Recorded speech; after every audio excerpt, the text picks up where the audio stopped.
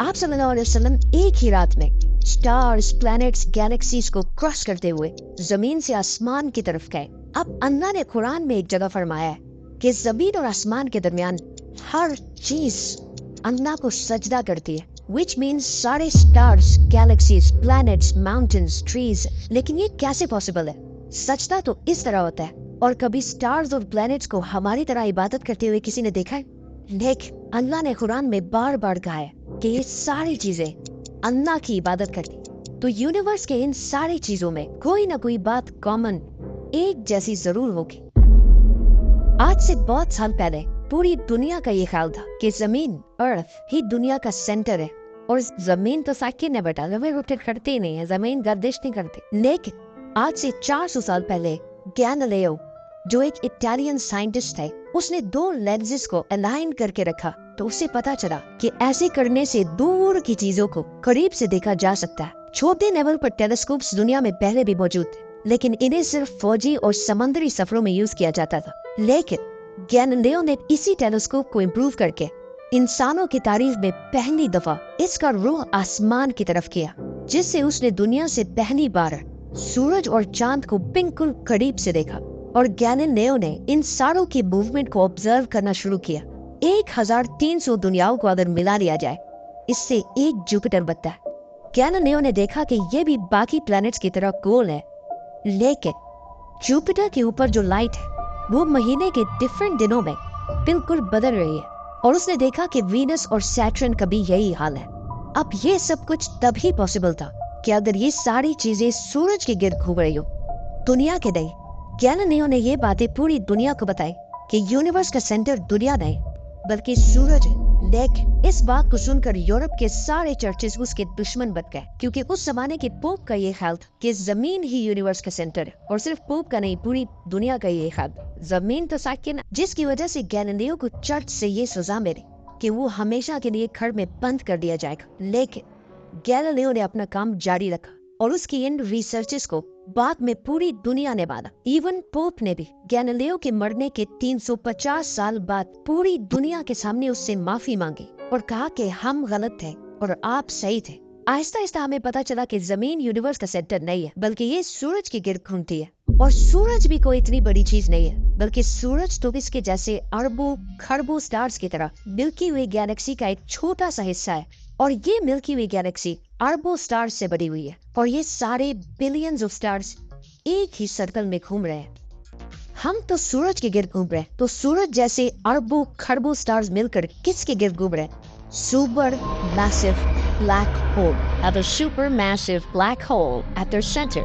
इस black hole ने, जो हमारे सूरज से 40 लाख टाइम्स बड़ा है, ने पूरी गैलेक्सी को एक गोल सर्कल में रखा हुआ है। जिस तरह हमारे सूरज ने जमीन, जुपिटर, मार्स, इन सारे प्लैनेट्स को एक सर्कल में रखा हुआ। लेकिन ये गैलेक्सी भी कोई इतनी बड़ी चीज नहीं है, बल्कि ये लाखों और गैलेक्सीज को मिलाकर एक छोटे से क्लस्टर का एक छोटा सा हिस्सा है।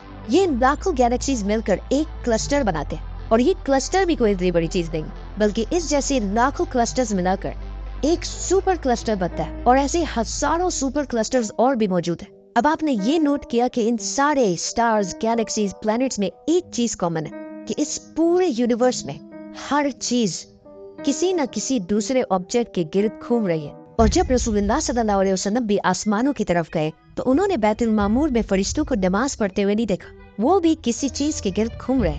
लेकिन घूमने का इबादत से क्या ताल्लुक है? अल्लाह ने तो कहा है कि ये सारी चीजें इबादत करती है। आपको पता है अल्लाह ने ये बात किस सूरत में कही है?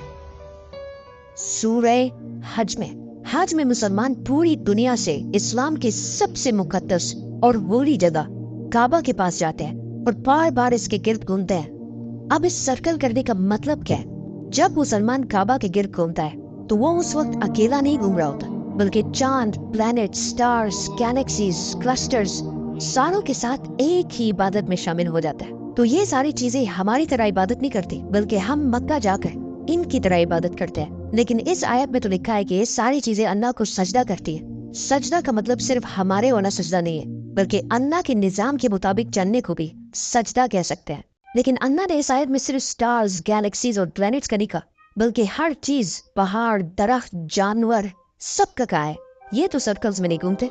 आज से हजारों साल पहले एंशिएंट ग्रीस में एक कॉन्सेप्ट बना कि कायनात की हर चीज एक बहुत ही छोटे पार्टिकल एटम से बनी हुई है, जिसको फिर 2000 साल तक पूरी दुनिया भूल दे।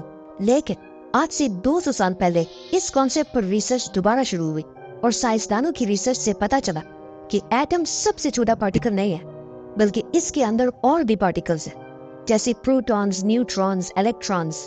प्रोटॉन्स और न्यूट्रॉन्स हमेशा एटम के सेंटर में होते हैं और इलेक्ट्रॉन्स हमेशा इनके गिर्द घूम रहे होते हैं, ऑलमोस्ट बिल्कुल उसी तरह जिस तरह प्लैनेट सूरज के गिर्द घूमते हैं और स्टार्स ब्लैक होल के गिर्द घूमते हैं। जिसका मतलब है कि कायनात की हर चीज चाहते या ना चाहते हुए किसी ना किसी चीज का तवाफ कर रही है। और जब कोई मुसलमान काबा का तवाफ करने जाता है तो वो कायनात की हर छोटी से छोटी चीज, जैसे एटम के अंदर इलेक्ट्रॉन से लेकर कायनात के सबसे बड़े ऑब्जेक्ट्स, प्लैनेट्स, स्टार्स, गैलेक्सीज और इवन बैतुल मामूर में फरिश्तों के साथ एक ही इबादत में शामिल हो जाते हैं। हो सकता है इसीलिए इस्लाम में तवाफ करना सबसे बड़ी इबादत है। तो जब सूरह हज में अल्लाह ने फरमाया कि ये सारी चीजें मेरी इबादत करती, तो ये हमारी तरह इबादत नहीं करती, बल्कि हम मक्का में काबा का तवाफ करके इनकी तरह अल्लाह की इबादत करते हैं। लेकिन इन सारी चीजों का तवाफ करने का एक फिक्स टाइम है, और जैसे ही ये टाइम पूरा होगा तब हर शख्स मालूम कर लेगा